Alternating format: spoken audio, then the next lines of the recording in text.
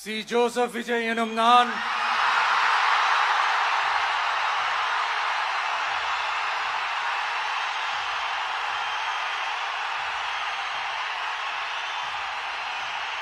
சட்டப்படி அமைக்கப்பெற்ற இந்திய அரசியல் அமைப்பின்பால் உண்மையான நம்பிக்கையும் மாறா பற்றும் கொண்டிருப்பேன் என்றும் இந்திய நாட்டின் ஒப்பில்லாத முழு முதல் ஆட்சியையும் ஒருமையையும் நிலை நிறுத்துவேன் என்றும் தமிழ்நாட்டு அரசின் முதலமைச்சராக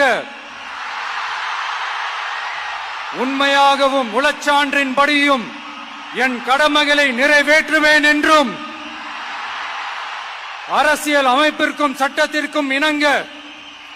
அச்சமும் ஒருதலை சார்பும் இன்றி